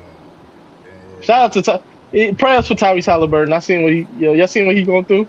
Yeah, very heartfelt. I'm not even joking. That's tough. Yeah, nah. I'm being dead ass. Prayers to because he had to deal with the ACL, and now he has to deal with face shingles, and you can see that he gained weight, and he knows that he's not looking like how he usually looks. That's the worst. That's the worst thing I'm sure as a professional athlete, when like you don't just gain weight, very noticeable weight gain. Yeah, like people was like, oh, he got the hardened suit on, and some people said, oh, he look like he eating a lot. I'm like, brother, y'all know what he going through. Stop it. Calling him Tyrese Halliburton. Not good. That's crazy. That's crazy, but yeah. What else we got left? What else? The only team that's fucked with the Knicks the last couple years in the playoffs is in the lottery.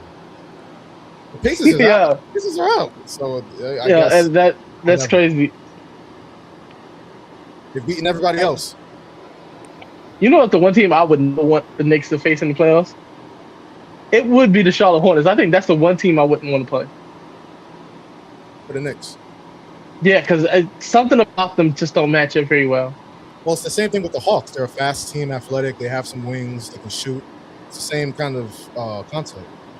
Yeah. It's just one has perfected it, I believe. Yeah. Who are you talking about? Actually, I think Charlotte, if they would have been healthy at the start of the season, they would have been in a position that Atlanta's in right now. Well, yeah. I mean, both of those teams went on late season runs, and the Hawks don't have the shooting that the Hornets have. True. That's what separates them. I think. Well, Colin Knippel, it's interesting with him. Somebody suggested today that on SportsCenter, the Rookie of the Year race, right, between Cooper, Flag, and Knippel. Me, if it was up to me, I'm going Cole. You're going Cole, right?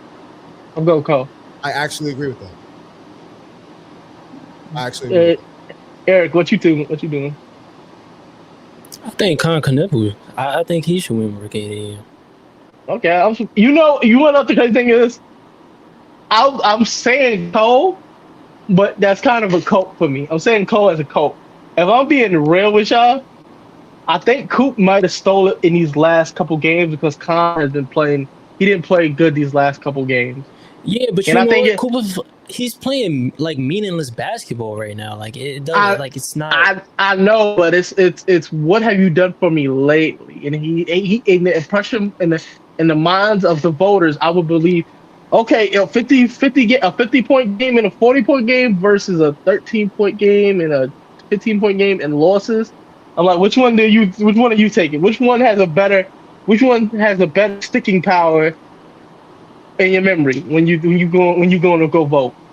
I'm going with the more meaningful basketball that's being played, and the fact that he kind of helped put the Hornets in the play-in. Okay, now my thing about that is, right, the only race that I could think of that is somewhat similar to that was the Ant and LaMelo race, because Ant necessarily they weren't in the playoffs or anything, and I remember that was the year that LaMelo was going to the play-in. They went to the play-in that year. So it's like, and that one I thought they did go, he adds more impact to winning. But he had name. I feel like this one, Coop has the name, but he just doesn't have the winning attached to it. If that makes sense. It makes perfect sense. I would go Cole. I didn't even consider that until I heard it on SportsCenter, but they were both college roommates. It's a nice story. They'd be the first co-rookie of the year since Jason Kidd and who else? Who won with Jason Kidd? It'd be the palest rookie of the year since I don't know when. Like, did Jason Kidd and Steve Nash win the rookie of the year together? No, it was Jason Kidd and Grant Hill. All right, yeah, nah. And they don't even compare. The kids don't know about young Grant Hill. People don't even know about people don't know about young Jake Kidd, man. Go tap in the I heard the craziest thing ever, son. You ever heard Jason Kidd rap? No. Yo, bro, somebody found like an old thing of him with him rapping because he had a song out. I forgot what the song name was. Bro, he sounds just like Larry June. You know the rapper Larry June? No way. Yo, right. If I play you this clip, if I find that clip, you gonna be like, yo, if I find it, I'm like, Huh? Yo, you gonna be like, wait, that dude sound like Larry June. You know, Eric, you know who Larry June is, right? Yeah. Yo, all the only thing that was missing from that J Kid rhyme was yeetity.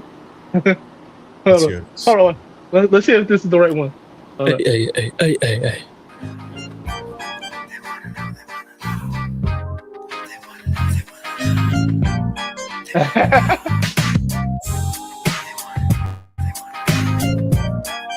Okay.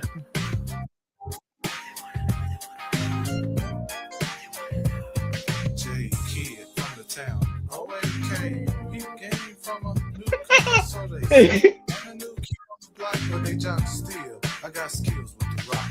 And you be Austin like Steve Austin. Steady Foster with cash out from hitting mash burn. On the break, you want me to take it? You stood with a left, right, it should look. More steals than Ricky hit from the back 10. I ain't new to this, I give assists like a high school tutor. But who the hell's it beating the kids?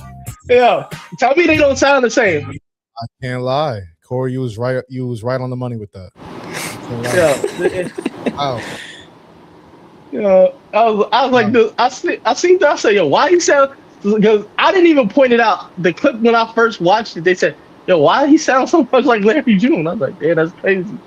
You were right on the money with that one, bro. That was. Wait, a second. Yeah, I don't mean to sound. I promise you, I'm not dissing, and I don't mean to offend you. I'm trying my hardest. Eric, I mean not Eric. Josh, you know who Larry June is? Yes, I do. I'm like I don't mean to do it to say it like this, but I'm surprised. I didn't know you was a West Coast type of listener. I didn't know you was listening to the West Coast like that. I know you was tapped in like. The woman put me onto Larry June. That's what happened. That's how I found out about him. Oh, you became like a chameleon? Like, oh, that's crazy. Oh, I like this. Boy, that's what I do. I'm Mr. Chameleon. Hey. You meet a fitness girl? You run 5Ks? I run 5Ks. Ain't that crazy? Yo, that's my entire flow. Listen, I pride myself on fitting in any situation I find myself in. Sometimes it's like, he'd be like, you messing with a girl who's into poetry. I'm right there with you. First of all, that's the one thing I actually am a poet. Yeah, you're not wrong, bro. Listen, you got to meet people where they're at sometimes. Josh telling chicks, she's like, "Oh, you like poetry? Let me rap some to you. Have you ever seen the moon and the light all in the same place? Some stupid, crazy shit like that." I'll make it flow though too. That's the crazy part. Exactly. I've been thinking about a theme for the radio show we're doing on Wednesday. I don't know. I think as we wind down towards the end here, I think I want to do an episode on code switching. Yo, question. Are we finally going? Are we going to do that episode that we said we was going to do? When we all come in with shiesties? Maybe. I mean, now that the demon home,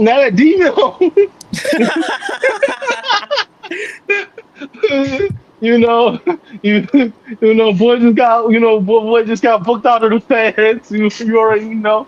It was 3 months until it was backwards. I said that on air. I don't know if you heard. Welcome home. Welcome home. Yo, we gotta play first day out when you win there.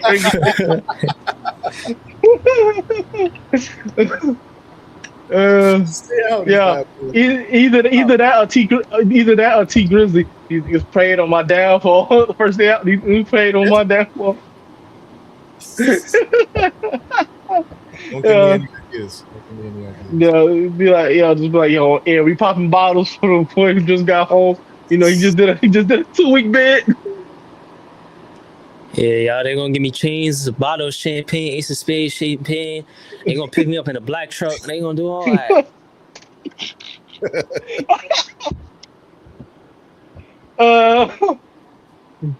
Yeah.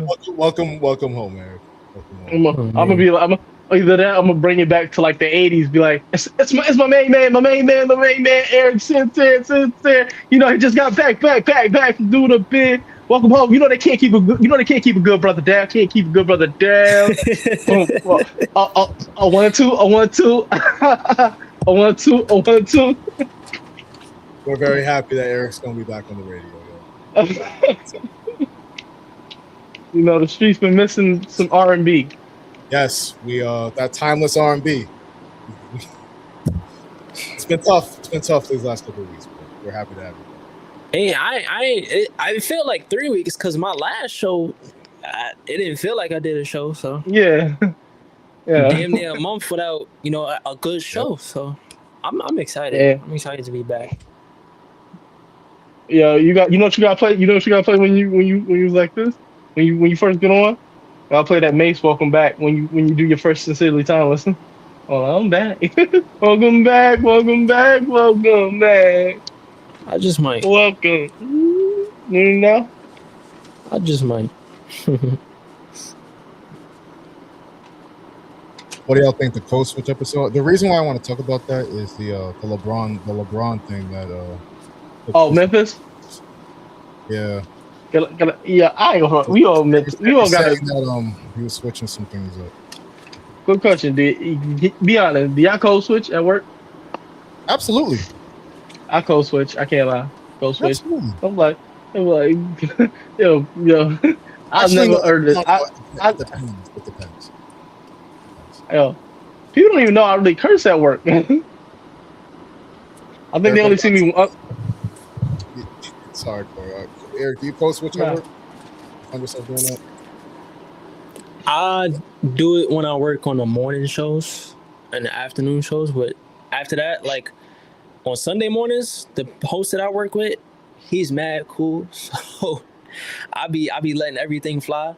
And then the VSIN guy that I work with, he's cool. Like we have personal conversations, stuff like that, so I'm able to be myself with him. But everybody else, I was straight code switch. Like I'm not showing you who I really am. Yeah, Kory, I'm very pro code switch. I'm very pro. I've been like I've said this forever.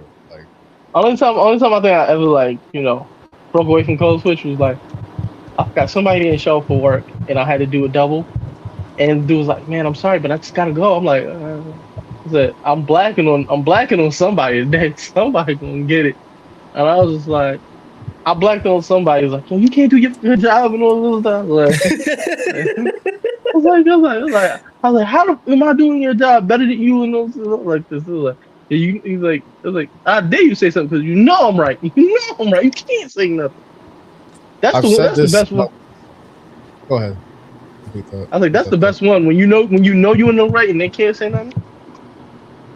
I've said this about Kory before. The day Kory goes off on me and blacks on me, I might cry a little bit. I won't be ready for that day. I don't know. I don't think y'all could get me to that. Well, actually, no. Tell me. Yeah, I did. Yeah, I did. I remember. Yeah, I remember that. Yeah, I did. Yeah, I did. Because I was like, y'all can play with me any type of way. That's one way y'all not playing with my name. Kory was on the phone tight. I was like, damn. When the silly friend gets serious, everyone stops. Yeah, had that moment like the Thugnificent. I wonder what did they do to make that nigga that mad? Here it is.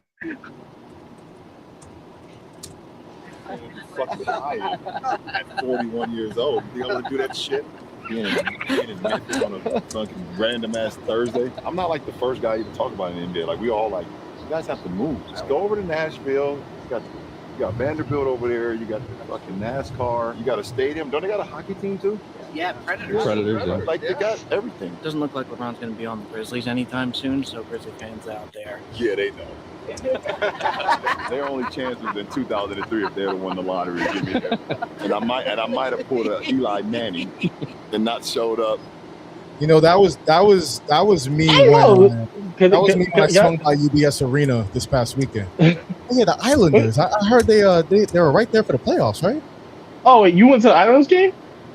I was in the area for work, Now it's just like, yo, I was like, yo, the Islanders are they a couple things in the play. I was really getting into it. That's how. Yo, Josh, that sounded like how I was when I was at the Mets game and I was talking to Mets fans. I was like, yeah, man, it's crazy. Man. I was like, yeah, I mean, yeah, no Pete Alonso. That's unbelievable. Yeah, you got to meet people where they're at. Shout out LeBron with his golf buddies. Shout out to golf buddy LeBron. Yeah, it was nice. It was nice recording with y'all today, brothers. Yes, always a pleasure, bro. How did you feel about the Angel Reese trade? That's the last thing I wanted to get to. Hey, shout out to that black queen. Shout out to that black queen. It's just Chicago ain't see you as a franchise cornerstone because you don't trade franchise cornerstones now. Seems a little petty. What? Caitlin Clark ain't getting traded, man. What a way to turn on a black woman, Kory. I called her a black queen. Hey, don't do that. Angel Reese, I love you. But I will. Can I say this though? Yeah, why y'all need all that? One thing I will say about Angel Reese though. Yo, why Landon need all that help just to get the fever about it? That's crazy. Okay. Shout out to Chicago Sky as well. Rakia Jackson goes from the Sparks to the Sky. They already replaced that star power, and I've said this. My girl Camila Cardoso, she's finally free. Oh, Eric, you ain't got that same energy. Bro, because I'm talking about basketball. Yeah, I'm not talking about basketball. We all talking ball here. We all talking ball here. Come on. But I will say this though. My thing is, I think Angel Reese was kind of taken away from Camila Cardoso's strengths inside. I don't know. I just feel like she's a more polished post player. And I feel like she can really spread her wings now that Angel Reese is you see people having a crazy hissy fit that the fact that Rika got Rakia Jackson got number 5 and said you just gonna give up 5 already? I'm like, what Angel Reese doing in Chicago? I'm sorry. Did she make the playoffs? She didn't make the playoffs not one time. Watch what she's doing in Atlanta though. No, that's some bullshit. Because you know what they got. You know what they got. You know what they got in Atlanta. Speedy Norman. Speedy Norman looking up. You know what they got in Atlanta. Stop it. I was like, they re-signed everybody? I was like, how do you do that? Where do y'all get this money from? They re-signed Jordan Canada. I'm like, what the? I'm like, Alicia Gray. I'm like, what the? I'm like, dog. I was just like, yo. It's gonna be crazy in the Eastern Conference. I'm gonna have to take me a trip. To Atlanta. Let's go catch me a dream game. I'm gonna sit courtside. We going go TRB trip. Atlanta Fever game. TRB outing. Yeah. I don't think that's in the budget though, but no, I can dip into the fund a little bit and see what I can. Yo, get us down to the Atlanta game. You already know everybody gonna be like, yo, all the black folks Atlanta, that one black dude. Let's go, Caitlin! Yeah, they gonna look at you crazy. Los Leches, Sophie Cunningham, Lexi Hall. You know they.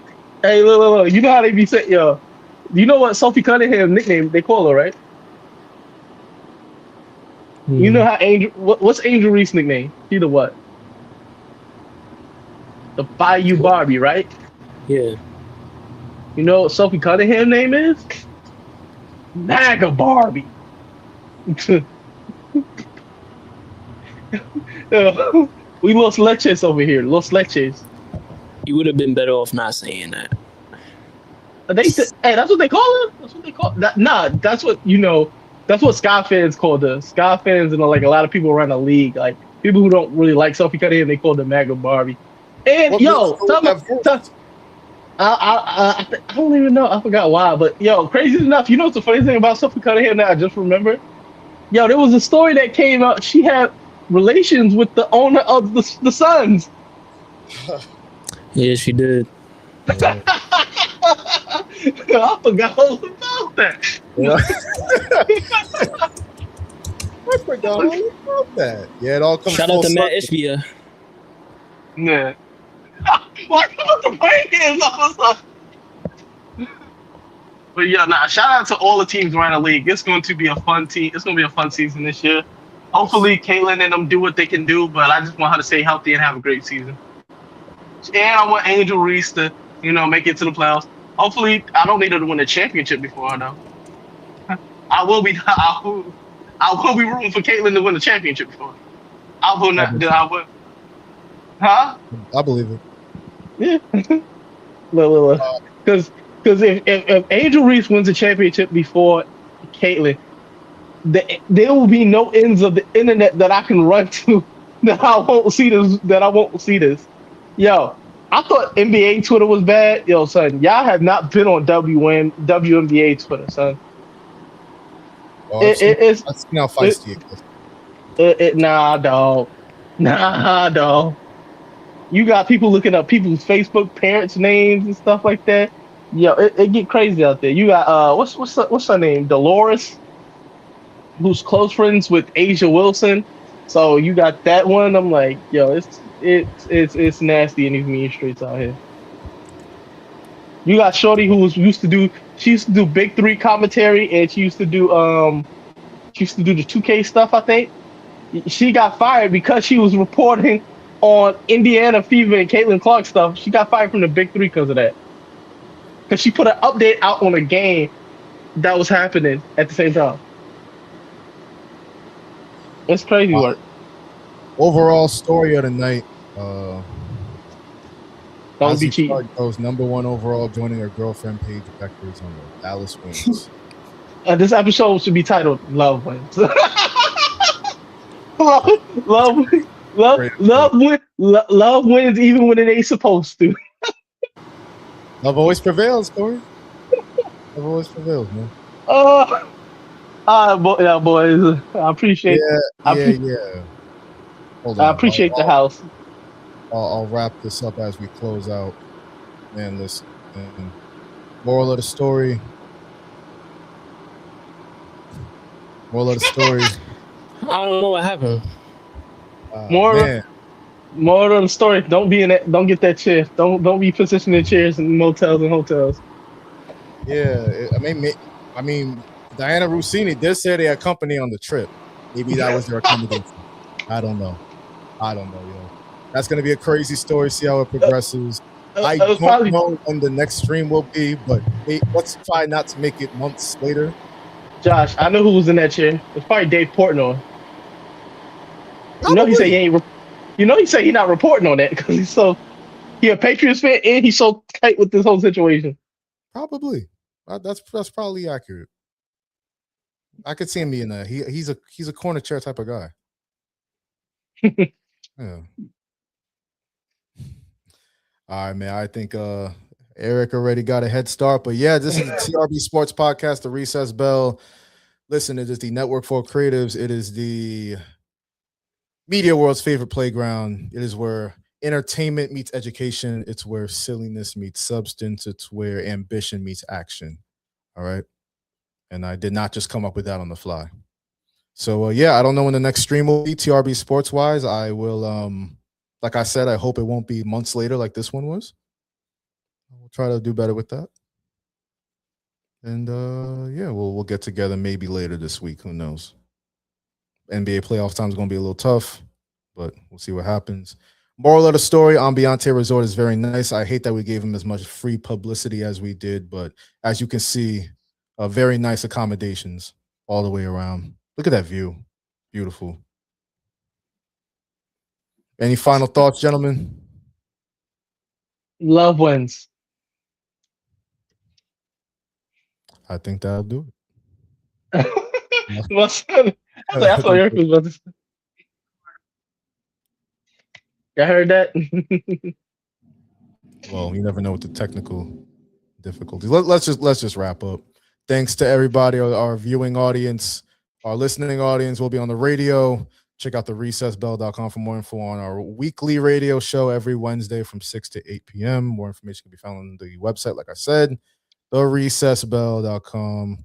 On behalf of ErikSincere, on behalf of Kory David, this is Joshua Umahi, the TRB CEO, saying peace. We'll see you next time on TRB Sports.